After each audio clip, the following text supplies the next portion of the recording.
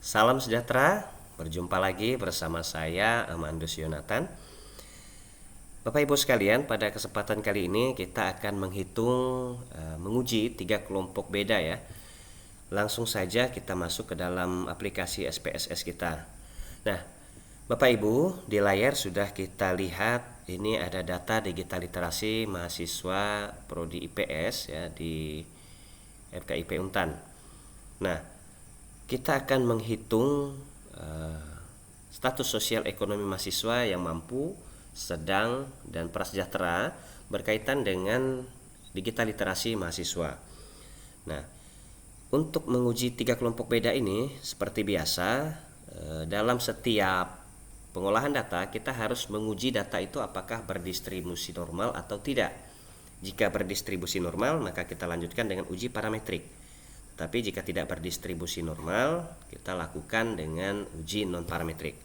Langsung saja kita pilih Analyze, kemudian Descriptive Statistik, dan kita pilih Explore.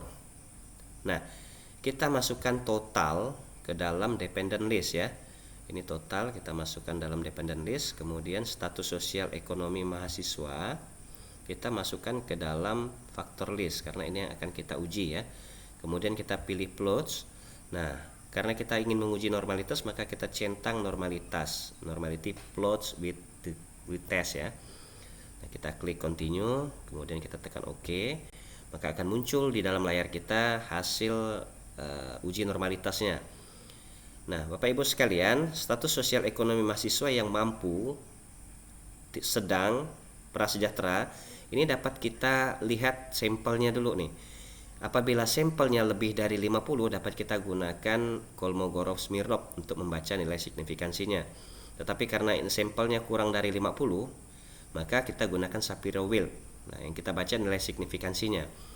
Mahasiswa yang mampu dengan nilai 0,635, sedang 0,133, prasejahtera 0,061. Maka dari nilai signifikansi ini kita tarik kesimpulan bahwa data kita berdistribusi normal dan dapat kita lakukan uji selanjutnya dengan uji parametrik. Nah, kita akan menguji data kita dengan uji parametrik dengan one way ANOVA. Caranya kita klik Analyze, kemudian kita pilih Compare Mean, kemudian kita pilih one way ANOVA.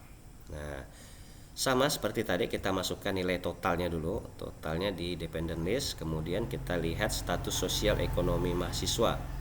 Kita masukkan ke dalam faktor list. Nah, jika sudah kita pilih option. Nah, di sini kita centang deskriptif supaya kita dapat melihat data untuk mendeskripsikan data yang akan kita olah. Kemudian kita centang homogeneity. Nah, supaya kita dapat mengetahui apakah data kita ini homogen atau tidak. Nah, dalam pengujian one way ANOVA ini ada 2 hal yang perlu kita perhatikan. Yang pertama, data kita harus berdistribusi normal. Kemudian yang kedua, data kita harus homogen. Nah, Bapak Ibu, jika sudah kita klik continue. Nah, kemudian kita pilih post hoc dan kita lihat di sini ada 2 ya. Yang di atas ini untuk data berdistribusi normal dan di bawah ini untuk yang tidak berdistribusi normal. Nah, karena data kita berdistribusi normal, maka kita pilih yang di atas, kemudian kita pilih yang LSD, dan kita klik continue, kemudian klik OK. Maka data akan muncul seperti yang ada di layar. Nah, Bapak Ibu sekalian, untuk membaca data deskriptif ini, yang kita lihat adalah nilai min-nya ya. Untuk mahasiswa yang mampu dengan nilai 54,61. Mahasiswa yang sedang dengan nilai 54,84, sedangkan mahasiswa yang prasejahtera dengan nilai 51,09. Nah, Bapak Ibu sekalian, dengan data ini maka terdapat perbedaan antara mahasiswa yang mampu, sedang, dan prasejahtera dalam penggunaan digital literasi. Nah, namun perbedaan ini harus kita cek lagi signifikansinya. Maka perlu kita lihat data ini homogen atau tidak. Nah, yang kita baca adalah based on mean-nya ya.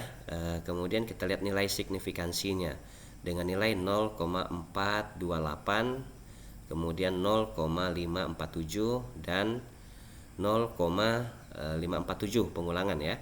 Nah, dari data ini dapat kita lihat bahwa nilai signifikansi dari tes homogenitas ini lebih besar dari 0,05.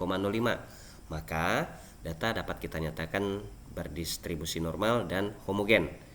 Nah, Bapak Ibu sekalian, jika kedua hal ini sudah terpenuhi, berdistribusi normal dan data kita homogen, maka dapat kita lihat dari tes ANOVA-nya. Nah, dalam tes ini kita melihat nilai signifikansi dari tes ANOVA ini adalah 0,01, artinya lebih kecil dari 0,05.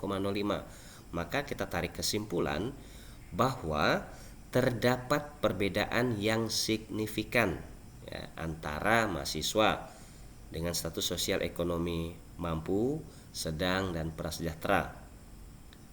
Nah, bagaimana kita membandingkan ketiga kelompok ini? Kita lihat di post hoc test. Di sini kita membacanya seperti ini ya. Yang kita lihat nilai signifikansinya.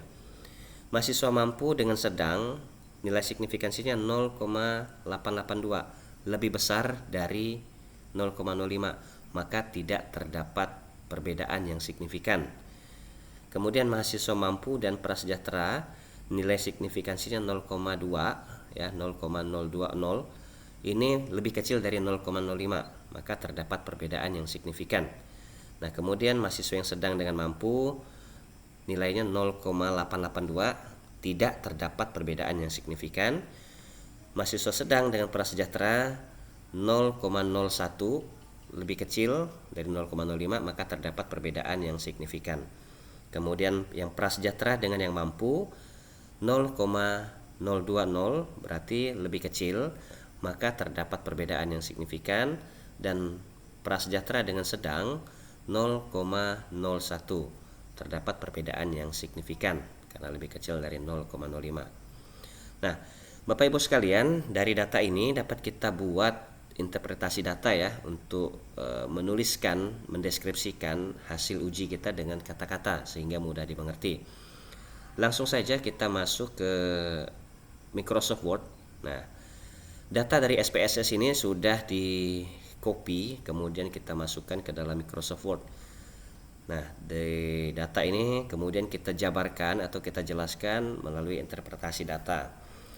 Berdasarkan hasil one way ANOVA menunjukkan terdapat perbedaan yang signifikan antara kelompok status sosial ekonomi terhadap digital literasi mahasiswa dengan nilai F 6,876.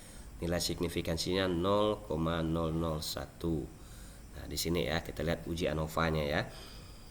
Kemudian hasil uji post hoc LSD. Nah, ini hasil uji post hoc LSD yang kita lihat, yang kita jelaskan tadi ya, menunjukkan bahwa terdapat perbedaan signifikan antara p-value-nya 0,020 antara digital literasi kelompok mahasiswa mampu dengan min 54,61 dan mahasiswa prasejahtera dengan min sama dengan 51,09, serta terdapat perbedaan signifikan P 0,01 kelompok status sosial ekonomi sedang dengan min 54,84 dan prasejahtera dengan nilai min 51,09. Namun tidak ada perbedaan yang signifikan, p-value-nya 0,882 antara digital literasi mahasiswa status sosial ekonomi kelompok mampu dengan min 54,61 dan sedang dengan nilai min 54,84. Artinya ada perbedaan digital literasi pada mahasiswa dengan status sosial ekonomi mampu dan status sosial ekonomi prasejahtera serta antara mahasiswa status sosial ekonomi sedang dan prasejahtera. Tetapi tidak ada perbedaan antara digital literasi mahasiswa dengan status sosial ekonomi mampu dan mahasiswa status sosial ekonomi sedang. Dengan demikian dapat disimpulkan bahwa status sosial ekonomi mahasiswa mempengaruhi literasi digital mahasiswa. Mahasiswa dengan latar belakang ekonomi yang baik melaporkan bahwa mereka lebih mampu dalam penggunaan digital dalam proses pembelajaran dibandingkan dengan mahasiswa dari latar belakang ekonomi yang rendah.